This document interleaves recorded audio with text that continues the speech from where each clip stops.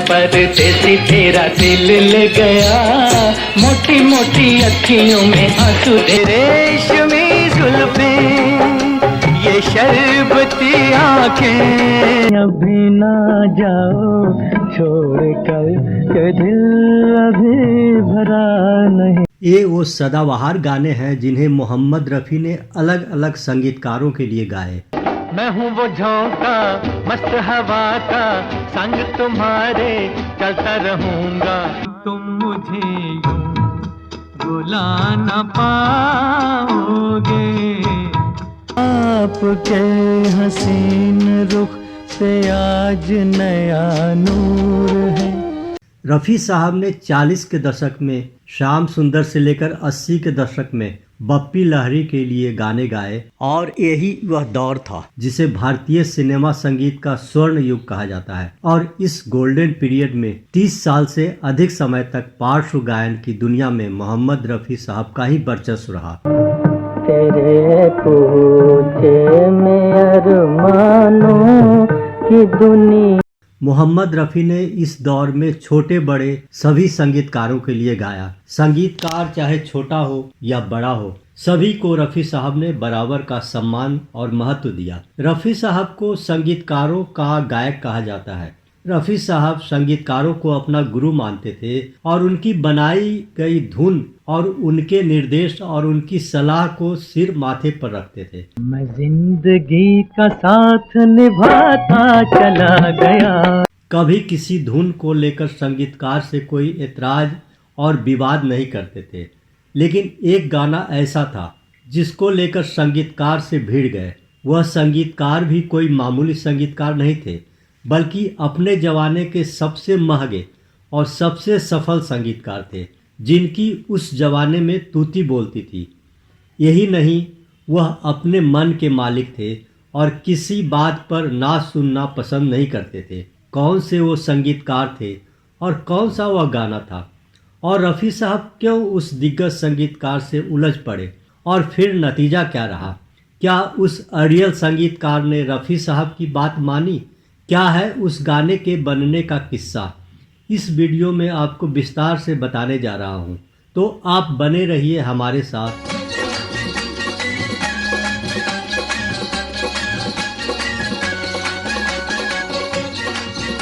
नमस्कार दोस्तों, मैं हूं आपका दोस्त और होस्ट विनोद विप्लव। दोस्तों, आपने अंदाज़ा लगा लिया होगा कि मैं किस संगीतकार की बात कर रहा हूं। जी हाँ, बात हो रही है जादूगर संगीतकार माने जाने वाले संगीतकार ओपी नैयर साहब की, जिनकी धुनों ने सबको मदहोश कर दिया था। लेके पहला पहला प्यार भर के आंखों में खुमार, जादू नगरी से आया। ओपी नैयर की धुनें ऐसी अत्यंत मधुर और सुरीली होती थी कि हर कोई उनकी धुनों में खो जाता था। लेकिन स्वभाव के वह बहुत ही अक्खड़ और तुनक मिजाजी थे। वह अपने मन के मालिक थे। उनके सामने बड़े से बड़े निर्माता, निर्देशक, एक्टर, एक्ट्रेस की कोई औकात नहीं थी। किसी भी बात पर वह भड़क जाते थे। गुरुदत्त हो या दिलीप कुमार हो या राज कपूर हो या चाहे स्वर सम्राज्ञी लता मंगेशकर ही क्यों न हो, सबको दिखा दिया था कि ओपी नैयर क्या है। निगाहों निगाहों में जादू चलाना मेरी जान। उसी ओपी नैयर ने साल 1964 में रिलीज हुई फिल्म कश्मीर की कली के लिए संगीत दिया था। यह फिल्म 20 नवंबर 1964 को रिलीज हुई थी। शक्ति सामंत के निर्देशन में बनी इस फिल्म में शम्मी कपूर के साथ शर्मिला टैगोर थी। कश्मीर की खूबसूरत वादियों में फिल्माई गई फिल्म कश्मीर की कली में शम्मी कपूर के साथ फिल्मी करियर की शुरुआत कर रही कली जैसी खूबसूरत शर्मिला टैगोर थी। लेकिन फिल्म का मुख्य आकर्षण तो ओपी नैयर का म्यूजिक ही था। खुदा महफूज रखे हर बला से, हर बला से।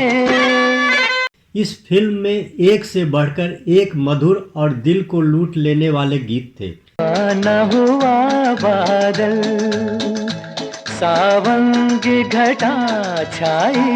जिस दौर में यह फिल्म बनी, उस दौर में ओपी नैयर और शंकर जयकिशन का जलवा था। फिल्मों के निर्माता पहले इनमें से किसी को फाइनल करते थे और उसके बाद ही हीरो हीरोइन और बाकी कलाकारों का चुनाव होता था। कश्मीर की कली के निर्माता थे शक्ति सामंत, जिनकी फिल्म हावड़ा ब्रिज के लिए हिट म्यूजिक दे चुके थे ओपी नैयर। उन दिनों शंकर जयकिशन बिजी थे, ऐसे में ओपी नैयर को फाइनल किया गया, लेकिन नैयर साहब ने निर्माता पर कई शर्तें लगा दी। पहली तो यही कि उनकी धुनों के साथ किसी भी तरह की छेड़छाड़ नहीं की जाएगी, गानों के पिक्चराइजेशन के दौरान वह खुद रहेंगे, और तीसरी शर्त यह कि वह हीरो से 1.5 गुना अधिक फीस लेंगे।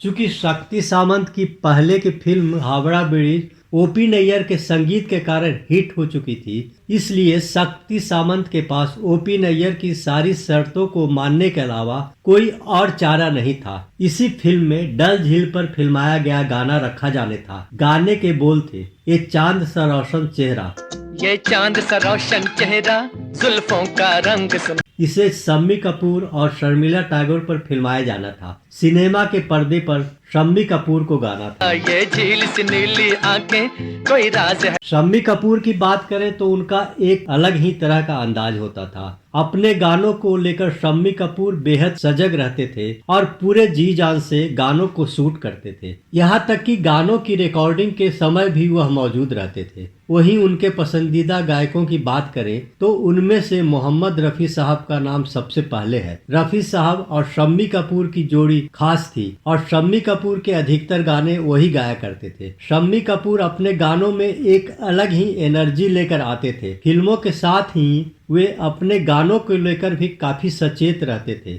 वह काफी सोच विचार भी करते थे। जब भी उन पर शूट होने वाले गाने की रिकॉर्डिंग होती थी, वे खुद ही रिकॉर्डिंग के स्टूडियो पहुंच जाया करते थे। ऐसा ही कुछ एक बार फिल्म कश्मीर की कली के उस गाने की रिकॉर्डिंग के दौरान हुआ। फिल्म के उसी खास गाने की रिकॉर्डिंग होने वाली थी। शम्मी कपूर भी वहां पहुंच गए क्योंकि उनके पसंदीदा सिंगर रफी साहब वह गाना गाने वाले थे। ये झील सी नीली आंखें, कोई राज है इनमें गहरा, तारीफ कर।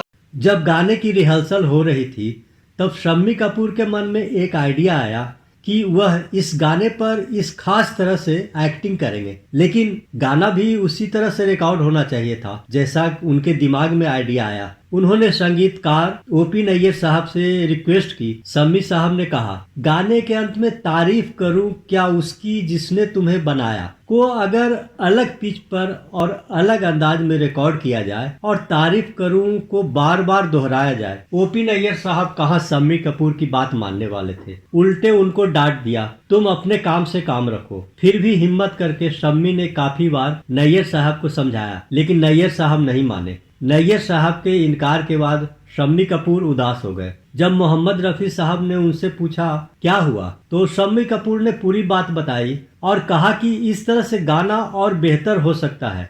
तब रफी साहब ने कहा, ठीक है, ऐसा ही कर लेंगे। इस पर शम्मी कपूर ने कहा, नैयर साहब इसके लिए राजी नहीं है। रफी साहब ने कहा, तू रुक, मैं बात करता हूँ। रफी साहब नैयर साहब के पास गए और बोले, आपको नैयर साहब तकलीफ क्या है? गाने वाला मैं हूँ और एक्टिंग करने वाला ये शम्मी है, तो फिर आपको परेशानी क्या है? गाना मुझे है, पर्दे पर शम्मी को एक्टिंग करनी है। शम्मी इस गाने पर कुछ करना चाहता है तो दिक्कत क्या है? नैयर साहब ने कहा, नहीं नहीं, काफी लंबा हो जाएगा, गाने में बोरियत हो जाएगी। इस पर रफी साहब ने समझाया, अरे नैयर साहब करके देखते हैं, अगर बाद में नहीं जचे तो काट दीजिएगा। यह बात सुनकर नैयर साहब राजी हो गए और गाने का अंत उसी तरह से रिकॉर्ड किया जैसा शम्मी कपूर चाहते थे। फिर रफी साहब ने उस गाने को रिकॉर्ड किया और गाना ऐसा गाया कि वह गाना सुपरहिट हो गया। तारीफ करूं क्या उसकी जिसने तुम्हें। रिकॉर्डिंग के बाद नैयर साहब भी नए एक्सपेरिमेंट से खुश थे। जब फिल्म में शम्मी कपूर ने इस गाने को गाया तब शम्मी कपूर का अंदाज दर्शकों के दिलों में उतर गया। आज भी यह गाना खूब लोकप्रिय है और खूब गाया बजाया जाता है। बाद में जब यह गाना बहुत अधिक लोकप्रिय हो गया तब ओपी नैयर साहब ने शम्मी कपूर को गले लगा लिया, लेकिन शम्मी कपूर ने कहा कि यह गाना इस कारण इतना लोकप्रिय हुआ कि रफी साहब ने उस गाने को कुछ खास अंदाज में गाया। तारीफ करूं क्या उसकी जिसने तुम्हें बना। शम्मी कपूर इसी कारण से हमेशा रफी साहब के शुक्रगुजार रहे कि वह जैसा चाहते थे और जैसा सोचते थे रफ़ी साहब वैसा गा देते थे। अब आप भी गीत को एक बार फिर सुनिए और गाने के अंत पर विशेष ध्यान दीजिएगा। तारीफ करूं क्या उसकी जिसने तुम्हें बनाया। तो दोस्तों, आपको यह गाना कैसा लगता है? इस गाने के बारे में आपकी क्या राय है? इस वीडियो में बस इतना ही। अगले वीडियो में मैं फिर फिल्मों, गीतों और सिनेमा जगत की महत्वपूर्ण हस्तियों के बारे में कोई नई जानकारी लेकर हाजिर हो जाऊंगा। तब तक के लिए नमस्कार।